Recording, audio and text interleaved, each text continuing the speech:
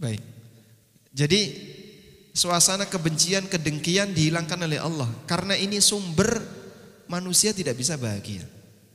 Coba Pak ya, kita kasih ilustrasi.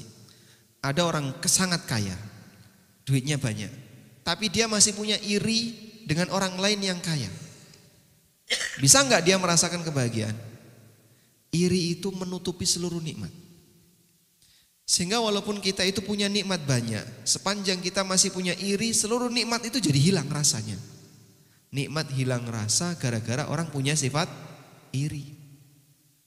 Maka dengan keberadaan sifat iri itu membuat apa yang dimiliki oleh hamba itu jadi diremehkan.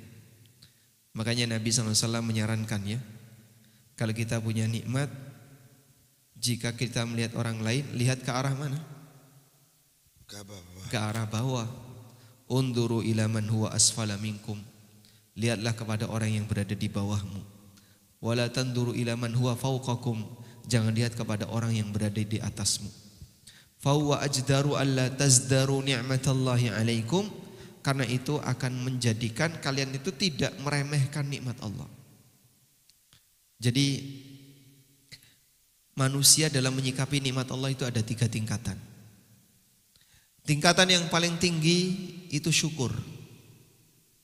Tingkatan di bawahnya hambar.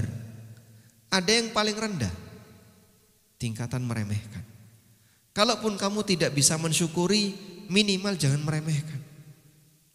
Karena kalau sudah nggak bisa bersyukur, tapi malah meremehkan, ini tidak menghargai yang memberi nikmat, tidak menghargai yang memberi nikmat. Sehingga Nabi SAW arahkan dalam urusan dunia, lihatlah kepada yang lebih rendah, jangan lihat kepada yang lebih tinggi. Karena dengan cara itu akan membuat kalian tidak meremehkan, minimal kalian tidak meremehkan. Kalaupun hambar itu masih mending, tapi kalau sudah sampai meremehkan, sudah itu derajatnya sangat tidak menghargai. Ada orang misalnya baru pertama kali punya mobil, seneng nggak? Seneng. Oh masya Allah. Sebelum dia mandi mobilnya sudah dimandiin. Sehingga saat pertama kali dia punya mobil, dia merasakan kenikmatan itu, senang sekali sama mobilnya, dilus-lus ya, gores dikit dilihatin gitu. Karena pertama kali dia punya mobil. Terus tetangga sebelah beli mobil yang lebih bagus. Saat melihat tetangga sebelah beli mobil yang lebih bagus, perasaan dia apa? Ketika dia punya rasa iri kepada tetangga sebelah, dia nggak qanaah dengan mobilnya, maka rasa nikmat pada mobilnya hilang. Akhirnya yang dulu dia sayangi, sekarang dia sudah abaikan. Dia campakkan, mobil oyong ini, watuk tok isinya. Ada misalnya suasana Pak ya, alumni sekolah reunian. Terus habis reunian pulang. Tapi tiba-tiba muncul perasaan, bojoku kok tua ya. Kenapa dia komentar seperti itu? Membandingkan. Iya, karena lihat suami temennya, karena lihat pasangan temennya. Istri saya kok bunder ya. Bisa. Tahu bunder? Bunder. Jadi komentar seperti itu muncul kenapa? Di saat dia melihat yang lain.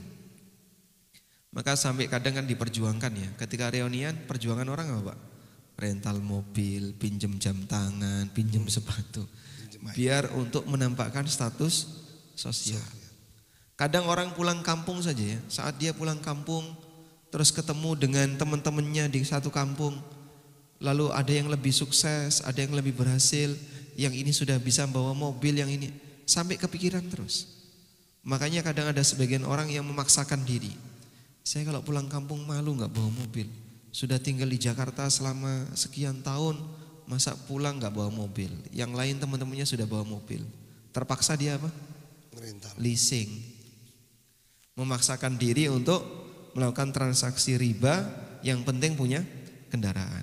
Itu semuanya berawal dari rasa iri, dengki, sehingga menutupi nikmat yang Allah berikan kepadanya. Maka penduduk surga kalau ini tidak dicabut, nikmat itu gak ada rasa, jadinya hambar. Kata Ibnul Jauzi rahimahullah, Allah Subhanahu wa taala mencabut kenikmatan atau Allah mencabut rasa hasad dari penduduk surga. Walaula nuzi'a lan ghassu 'aishuhum. Andaikan rasa kedengkian itu tidak dicabut oleh Allah, maka kehidupan mereka akan menjadi kehidupan yang susah. Walaupun mereka punya banyak kenikmatan, tapi irinya masih ada. Lihat orang di atasnya, loh itu kok bidadarinya lebih banyak gitu. Hilang rasa dengan apa yang dia miliki. Maka jamaah yang dimuliakan Allah, kata kunci tidak dengki, tidak iri ini luar biasa. Sebab bagian inilah yang menyebabkan sebagian hamba itu jadi hilang rasa terhadap nikmat yang Allah berikan kepadanya.